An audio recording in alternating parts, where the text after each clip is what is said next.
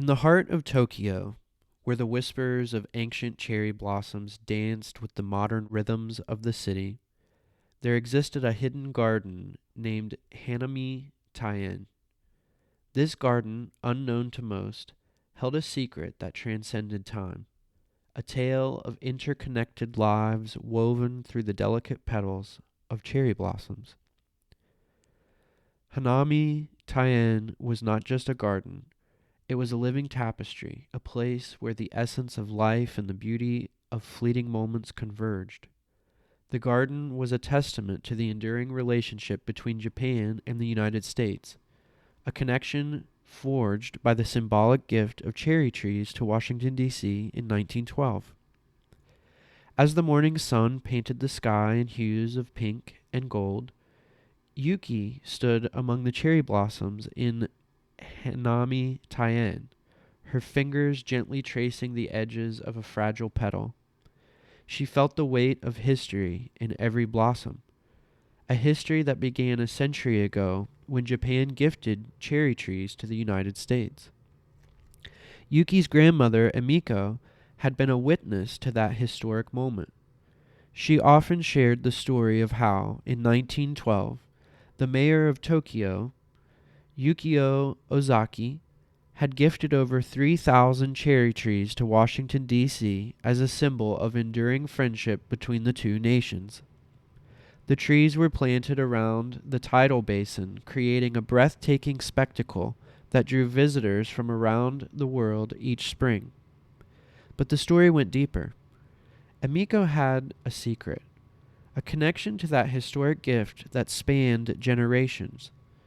She belonged to a family of arborists entrusted with the care of the cherry trees in Hanami Taien and the sacred duty of cultivating a new generation of the trees to be sent overseas. In the heart of the garden there stood a tree that held a special place in Yuki's heart, the Ozaki Sakura, named after the visionary mayor who had initiated the gift. It was said that the Ozaki Sakura possessed a unique quality. It bloomed not only in spring, but also in moments of profound significance, bridging the past and the present. Yuki, now the custodian of Hanami Taien, embraced her responsibility with reverence. She had inherited not only the care of the garden, but also the duty of selecting a new generation of cherry trees to be gifted to Washington, D.C. on the 100th anniversary of the original gift. As Yuki stood beneath the Ozaki Sakura, a gust of wind carried a shower of petals, creating a temporal dance that transcended the boundaries of time. The garden became a canvas where the stories of the past and the aspirations of the future blended seamlessly.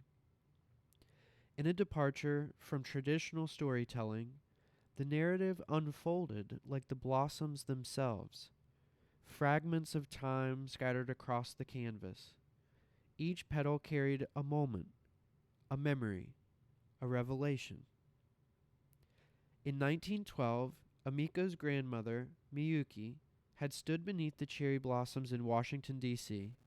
Her heart swelled with pride as she witnessed the first blooms of the gifted trees.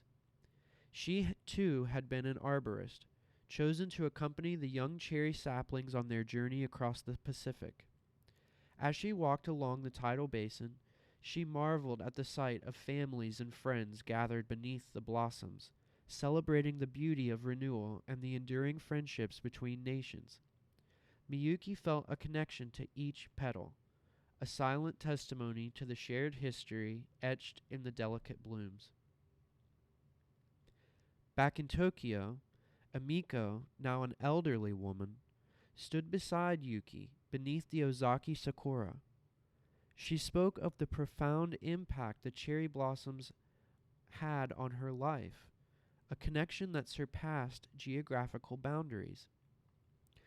When I stood in Washington, D.C., I felt a part of me had crossed the ocean with those blossoms, Amiko said, her eyes reflecting the memories of a bygone era. The cherry trees are a bridge between cultures, a living testament to the power of nature to unite us all. Yuki, now the keeper of the legacy, traversed the garden, carefully selecting saplings to be sent across the ocean. Each sapling carried the hopes and dreams of a new generation, a continuation of the legacy that had begun a century ago. As the 100th anniversary approached, Yuki prepared the saplings for their journey.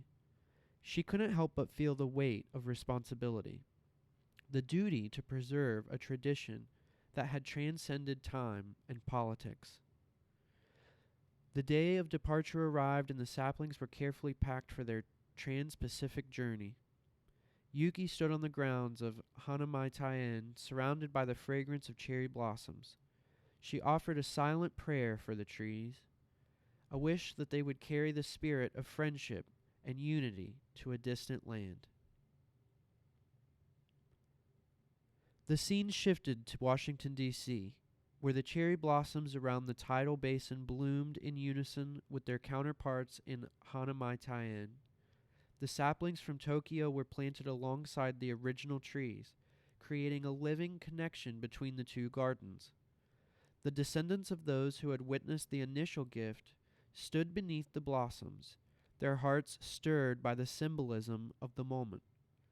The cherry trees had become more than a gift. They were a symbol of resilience, friendship, and the cyclical nature of life. In Hanamai-Tien, Yuki stood beside the Ozaki sakura, her gaze fixed on the horizon. She felt the weight of history and the power of connection, the timeless dance of cherry blossoms bridging the past, the present, and the future. The narrative, like petals carried by the wind, scattered across time and space, leaving behind a tapestry of stories, a celebration of friendship, a testament to the enduring beauty of nature, and a promise that the legacy of Hanamai-Tien would continue to blossom for generations to come.